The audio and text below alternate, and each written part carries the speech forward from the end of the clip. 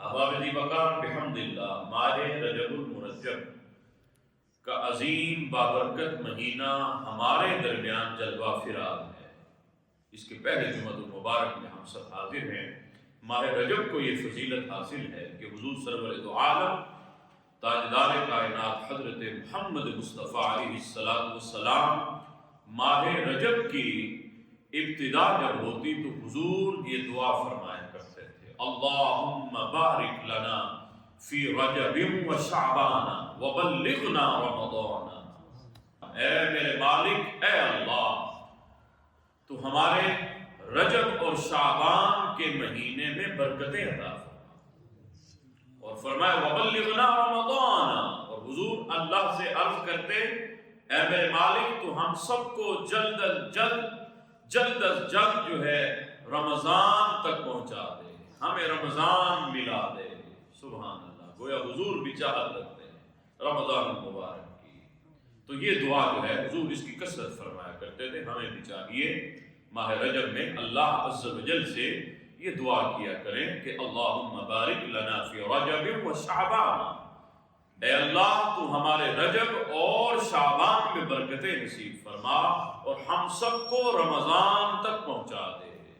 اب ذرا سنیے گا، صوفیاء فرماتے ہیں رجب کا جو مہینہ ہے یہ بیج بونے کا مہینہ ہے، اس میں عمل کا بیج بویا جاتا ہے، اس میں عبادت کی تخم ریزی کی جاتی ہے۔ وہ جو اللہ عز و جل نے آپ کو سرزمین دی ہے، وہ آپ کی جو روحانیت کی سرزمین ہے، اللہ نے آپ کو جو اعمال کی سرزمین عطا فرمائی ہے، فرمایا اس اعمال کی سرزمین میں، اس زمین میں جب تک آپ بیج نہیں بوئیں گے تو کاشت کیا حاصل کریں گے؟ پھر کاشت کی کوئی چیز نہیں ہوگی نا۔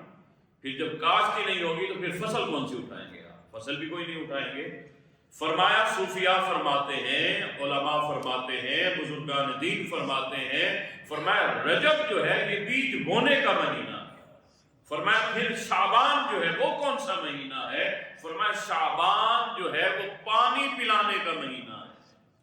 فرمایا اس میں پانی پلایا جاتا ہے، آنکھوں کا پانی۔ اللہ عز و جل کی یاد میں جو آنسو انسان رلاتا ہے تو وہ فرمایا اس سے جو ہے وہ اس بیج کو پانی ملتا ہے نا، کیونکہ بیج کو جب تک پانی نہ ملے، سارے آپ اہل علم بیٹھے ہیں، اکثر احباب جو ہے کاشتکار بھی ہیں، زمیندار بھی ہیں، سبحان اللہ، اللہ سب کو برکتیں عطا فرمائے۔ تو وہ بیج جو بویا جاتا ہے تو بیج بو کر جو ہے گھر تو نہیں بیٹھ جاتے نا، پھر اس کو پانی بھی دیا جاتا ہے نا۔ فرمایا شعبان کا مہینہ یہ پانی پلانے کا مہینہ ہے، اور فرمایا جب رمضان آتا ہے تو یہ فصل اٹھانے کا مہینہ ہے۔ پھر وہ جو تم نے باغ لگایا تھا، وہ جو تم نے کھیت لگایا تھا، اور اب وہ سرسبز و شاداب ہو رہا ہے، اس کے اندر جتنی برکتیں تھیں، جتنی رحمتیں تھیں، جتنا پھل ملنا ہے وہ رمضان کے مہینے میں ملنا ہے۔ فرمایا وہ رمضان پھر پھل اگانے کا، پھل حاصل کرنے کا مہینہ ہے۔ اللہ پھل لگانے والا ہے اور انسان وہ فصل جو ہے اور وہ پھل جو ہے وہ حاصل کرنے والا ہے۔ تو احباب ذی وقار ذرا غور کیجئے گا، اگر رجب میں ہم بیج نہیں بوئیں گے تو پھر شعبان میں ہم پانی کس چیز کو پلائیں گے؟ پھر جب پانی بھی نہیں پلایا، بیج بھی نہیں بویا، تو رمضان کہیں پھر جو ہے وہ غفلت میں نہ چلا جائے۔